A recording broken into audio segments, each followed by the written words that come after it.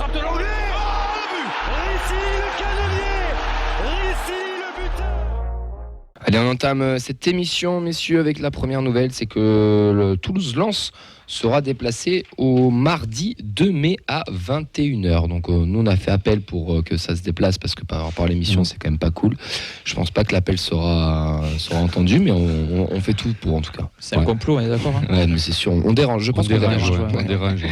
Non, en tout cas, l'horaire 21h à mardi 2 mai, 3 jours après la finale, qu'on gagne ou qu'on perde, je trouve que autant parce que Nantes aussi a eu son match décalé à cette date-là, si je dis pas de bêtises, c'est un petit peu dégueulasse quand même, non, de les mettre aussitôt dans le bain là. C'est surtout que c'est quand même Lens en face, donc c'est un gros morceau. Ouais, tu peux le mettre 10 jours après, non, enfin je sais pas. Après, je pense Ça aussi se fait que souvent ça, comme ça, il me semble. Après les finales, c'est toujours 2-3 jours après. Après, je pense aussi que le fait que Lens soit en course pour le titre aussi, ça doit jouer aussi, pour éviter de prendre trop de retard ou trop de décalage par rapport aux autres têtes d'affiche, ça doit jouer aussi, je pense.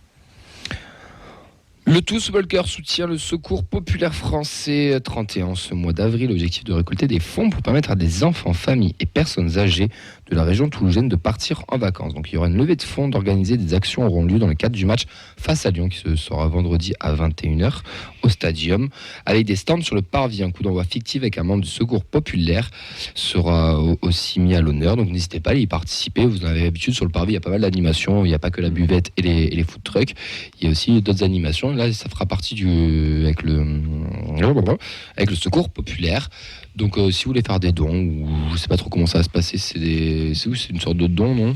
Ouais, il y a possibilité. Il y aura des stands qui seront sur place sur le parvis du Stadium. Donc, il y aura des stands pour la sensibilisation. Il y aura aussi des stands pour faire des dons et autres. Et tout sera expliqué sur place. En notre petite news, messieurs, on a un match caritatif. Nathan, qui est C'est le 16. Le 16 avril, samedi. Donc c'est samedi. Samedi. Entre anciens joueurs du Stade et anciens joueurs du TFC. Donc au profit d'un maillot pour la vie. Donc voilà, l'occasion de voir d'anciennes gloires du Stade et du TFC s'affronter. Il me semble que ça fait... Je sais pas de mémoire s'il y a déjà eu des affrontements comme ça des confrontations. Il y en avait une avec la sauce de Olmeta au Ernest Vallon où il y avait aussi Zidane. Ouais, etc. mais c'était France 98, il me semblait. Ouais. C'était contre le Stade. Voilà, pour ceux qui aiment, qui vibrent devant le Stade et le TF lors de cette belle saison en plus, de voir un match entre. On sait où c'est ? Ces deux équipes. C'est au stade du Touec. Ok. Et Il y avait eu un truc semblable entre l'OM et Toulon, si je dis pas de bêtises. c'est un truc qui est assez classique. Cherchez l'horaire, je n'arrive pas à le retrouver. Tu auras peut-être un petit 18h, non ? Alors, ils ont En général. sur leur Il y a un site. tarif, il y a une billetterie. Mais il n'y a pas les horaires. Sur le site, mais il n'y a pas les horaires. Voilà. Bon, en tout cas, n'hésitez pas à aller vous Il y renseigner. aller entre 8h et 18h. Ouais. On aura peut-être la chance de voir. C'est le si tu l'as là, remonte, le stade, top, on redescend, là, il n'y a pas l'horaire là. 10h30, mais ça m'étonnerait que ce soit si tôt. donc c'est 10h30, non, c'est pas match du 19. C'est l'apéritif. Bon, on verra. En tout cas, il y a un petit match caritatif, ça va être sympa. N'hésitez pas à. Caritatif pour qui fait pour. Un maillot pour la vie. Pour la vie. Pardon, je n'avais pas suivi. On enchaîne avec les prêtés, messieurs. Yanis. Oh, joli, quelle transition. Il avait préparé la surprise. Yanis Begraoui. Vous pensez vraiment que j'allais venir sans ? Oui, franchement, oui. C'est mon nouveau doudou.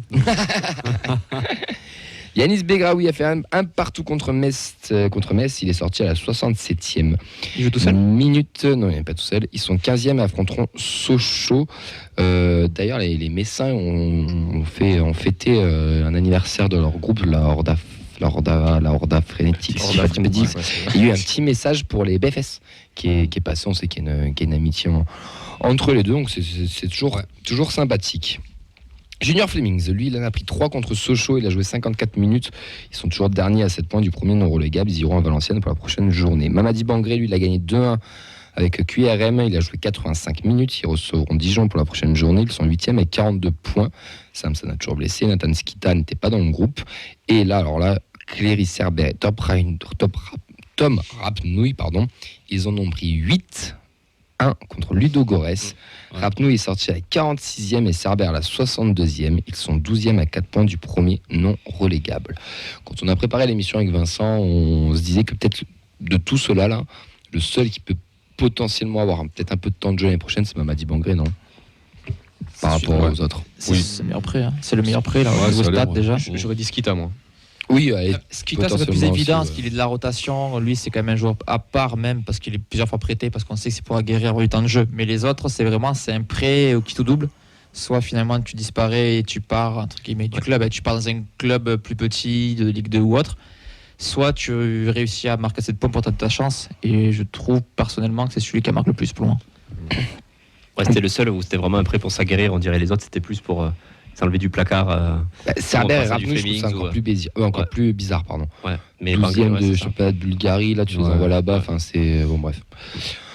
Écoutez, c'est comme ça. Vincent, le retour sur le centre de formation les féminines, bon, il n'y a pas grand-chose ce week-end, il n'y avait que les 19 qui étaient sur le terrain, mais on avait surtout nos petits pitchouns, les U14 et les U15. Ouais, les deux étaient sur des tournois. Bon, c'était pas la même hype, hein, je veux dire, sans faire offense à Sens dans Lyon. Je pense que partir du côté de la Floride, c'était un peu plus intéressant pour les U15 pour le coup.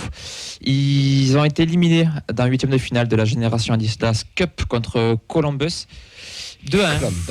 L'équipe de Morera. Exactement, il n'y a pas eu à rougir, hein. Il n'y a que deux équipes européennes qui ont fait mieux. Il y a le Real Madrid qui est éliminé en quart de finale et Genk qui est éliminé en demi. Le vainqueur final est Austin qui a battu Philadelphie. Donc bravo aux jeunes de Ludovic Grognard, le coach. Un épisode de la mini-série Violet sera consacré à cette aventure américaine. Je pense qu'il y aura des images sympas parce que pour avoir vu les quelques extraits, le centre où avait lieu le tournoi, c'était assez impressionnant. Ça fait, c'est footballeur Très pro, américain. quoi. Ça fait pas du tout U15. C'est les States. Hein. C'est impressionnant. Et quand on se fait la réflexion avec Camille, beaucoup d'équipes américaines ont bien performé face aux européennes, donc peut-être à suivre aussi sur l'avenir. Ils sont sur un projet un peu comme le Maroc aussi l'a fait là, sur les dernières années, sur vraiment essayer de mobiliser un maximum de jeunes sur le soccer aux États-Unis pour essayer de devenir, je dis bien devenir une nation qui compte, on va pas parce qu'elle est une grande nation, mais une nation qui est au moins bien représentée sur le football mondial. À suivre. Ouais, petite info en passant, Henri confirme c'est bien 10h30 le match qualificatif. Ok, bon bah c'est bien 10h30. Ok. Il avait l'info, si jamais il y en a qui sont chauds. Si on se lève, on ira. Oui, non, on y sera. On va essayer d'y aller. Tu me réveilleras le matin. Oui, tu dormiras à la maison. L'IU 14 du côté du tournoi prestigieux de Sens, le tournoi sans frontières, c'était la 28e édition si je ne me trompe pas. Ils l'ont déjà gagné par le passé, donc c'était sur plusieurs phases. Ils profitaient de ce week-end à rallonge avec le jour férié. Au premier tour, ils ont battu Tokyo 1-0, Brest 4-0, ils ont fait match nul contre Nice, un partout. Nice qui sera le futur vainqueur.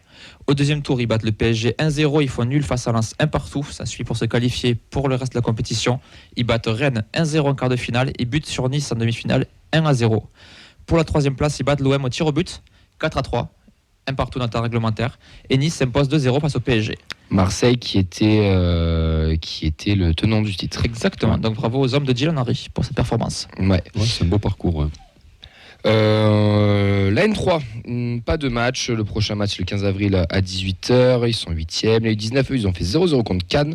3 pros ont joué. Ilyes Arad, Mawissa Keben. Il reste 3e à 2 unités de l'OM et à 5 de Montpellier. Prochain match sera le 23 avril à 11h sur l'annexe 4. Attendez, je tourne ma feuille. Tac. Les U17, c'est le 16 avril face à Istres à 10h30. Ils sont 3e. Les féminines, elles n'ont pas joué. Et donc, elles joueront le 16 avril à 15h à Thonon, qui est 3e championnat. La R1 jouera le samedi 15 avril à 20h sur l'annexe 4 du stadium face à Colomiers. Les U19, eux, joueront le 16 avril à 14h à Montpellier. Ils en avaient pris 4 au match aller. Donc voilà pour notre centre de formation et nos féminines. Vous pouvez bien sûr retrouver chaque semaine le calendrier des jeunes et des féminines qui sont diffusés tous les vendredis sur les réseaux avec les résultats tous les lundis. C'est ça ? C'est bien ça, sauf cette semaine vu qu'il y avait un seul petit match.